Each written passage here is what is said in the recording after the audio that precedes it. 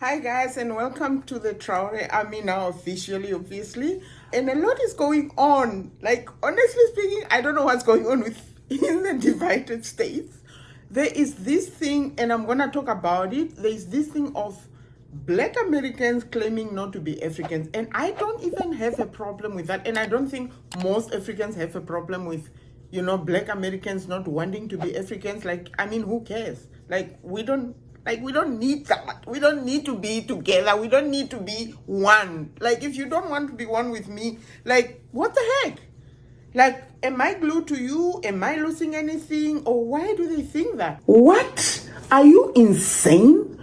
So you mean to tell me that you have been treated or disrespected, as you want to put it, by some people from the continent of Asia? It's, by the way, a continent, it's not a country, okay? You now have decided to boycott the whole Asian continent? Are you insane? Because that's exactly what the FBA are saying by boycotting all African businesses, because apparently they have been treated unfairly or disrespected or whatever.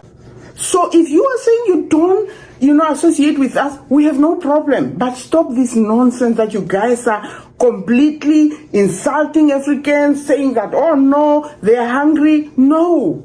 Anyway, having said that, the Epstein file and the Epstein cover up, or whatever you can call it, is continuing. Oh my goodness. I'm going to share some details about that. And then we have Candace doubling up on what, she was sued by the Macrons. She's actually, should I actually say trampling up? She is not backing off, and she's finding more and more information. That's what we're going to discuss today on the Traore Army. Welcome, guys.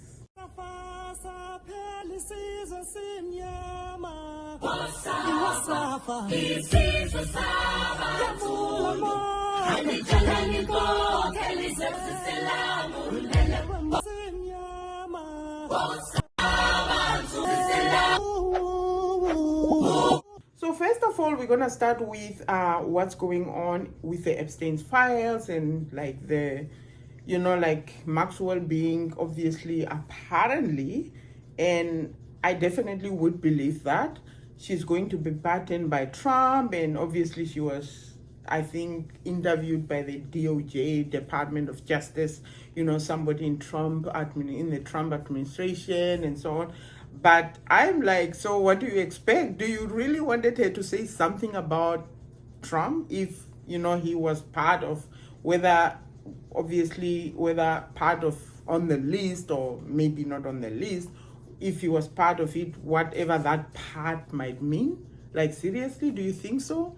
Because that's the only person that's going to have an opportunity to pardon her. Why would she say anything about him? Like, I don't even get that. That's like, what are we living? Like, what kind of world are we living in, to be quite honest? Anyway, listen to that.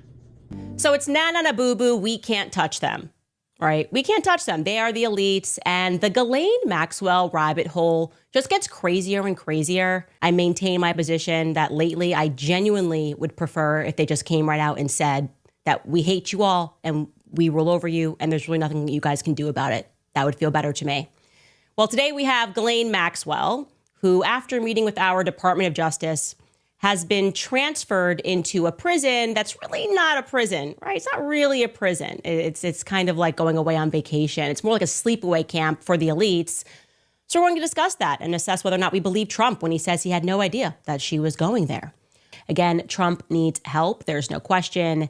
And now, making matters worse, he's talking about doing all sorts of pardons that make it very clear who he is allegiant to. First and foremost, in case you missed this about a week ago, or maybe it was 2 weeks ago, he spoke about the idea of pardoning Ghislaine Maxwell. He was asked about the idea of pardoning Ghislaine Maxwell, and he didn't dismiss it. Take a listen. Would you consider a pardon or a commutation for Ghislaine Maxwell if it's something I haven't thought about. It's really something recommended. It's something I'm allowed to do it, but it's something I have not thought about. So that's a yes. He would consider it because it would be so easy to simply say no. You know who Epstein is. We've been speaking about Epstein nonstop for the last few weeks. You are very aware, of course, about what he was doing. You're aware that this was his accomplice. So you would instantly just say, no, of course, I'm not going to pardon her, unless you're considering it because, well, maybe it kind of makes sense to pardon Ghislaine Maxwell, given the fact that you're now saying that there were no clients. Why is she in prison, right? Yeah, to make that work, you kind of have to pardon Ghislaine Maxwell.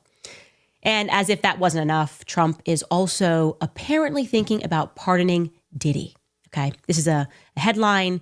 Donald Trump thinking of pardoning Diddy after bail decision. It tells us that Donald Trump's White House has been in communication with Diddy's legal team about a potential pardon for the music mogul. And we've learned that the decision may be determined by the judge's ruling on bail. Then, obviously, we have Candace not backing off when it comes to the Macrons. I don't want to say even more about it, but listen to Candace.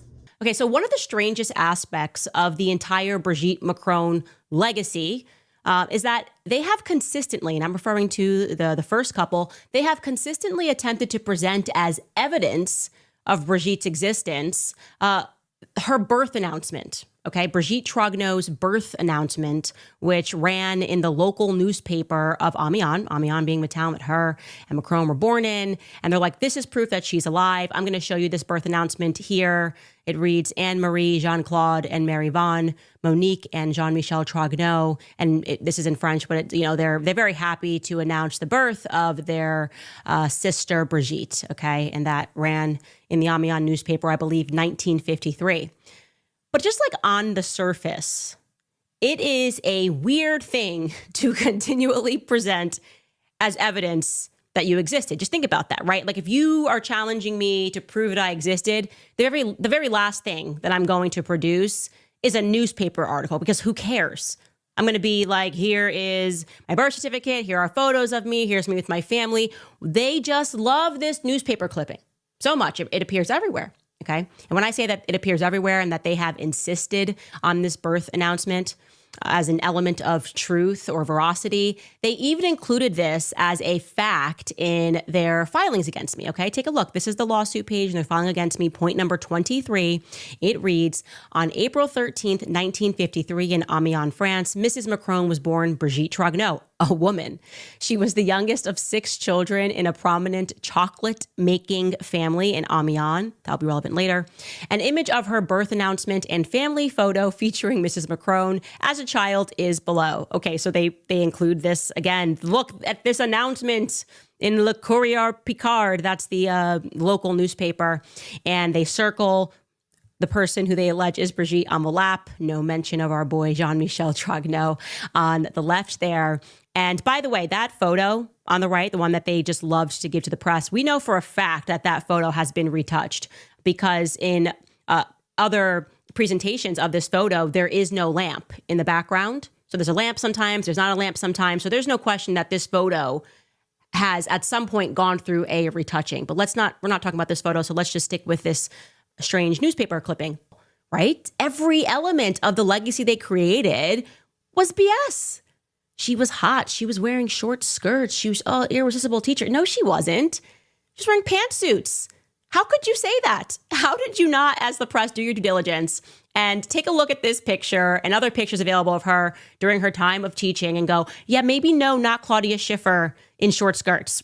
And then, of course, we then learn later on in the series that best image, you can pull that up, best image belongs to Mimi Marchand, who then gets charged with forging documents. Everything's pretty weird. Anyways, since the press partook in this lie, they're in a rather precarious situation right now, right? This lawsuit exposes them. If we're able to prove that Brigitte Macron was indeed born a male, then why would there ever be any reason for us to accept anything the mainstream media tells us ever again? Like, there's no reason for us to ever listen to them now. There'd be no reason for us to ever listen to anything they actually even told us in the past, because now we realize that they're telling big lies, huge lies. That is the true significance of this lawsuit, and I want to underscore that. I feel like Candace has a point there, because I feel like, okay, let me put myself in that situation where somebody say, oh no, you have been a man ever since like when? Like maybe, when you were 30 years before, like right now. I feel like I won't have to, first of all, I don't have to prove myself to anyone whether I was born a woman or I was born a man. But secondly, if this becomes something that is hectic to me and it becomes something that's bothering me, I'm not going to even, like, I don't even care about birth certificates because that can be forged, right? So let's not even talk about that, which is something that Candace has proven, like, not even birth certificates, but like the announcement of the birth and all that. Those are something that you can actually kind of do, you know? But, like, I can say that this is the photos that I had with my ex-husband when we were raising our children. There is no woman that doesn't want to have a photo when they were pregnant. No way. Like, literally no way. Every woman is proud of that. But let me say you don't have that. What about, like, photos where you were taking your child to school, or, like, come on, there will be photos. So I don't know what's going on. I don't know whether maybe the Macrons are waiting for Candace to be embarrassed in court by them proving in court now that, okay, these are the photos that we've been hiding and so on. But I don't think that's the case. To be quite honest, I can almost bet my life 110% that that's not the case, because there's no way you're going to go on for 10 years while what you can do is just to prove it's a photo and you are not doing it. Yeah. So let's see what we're going to talk about next time.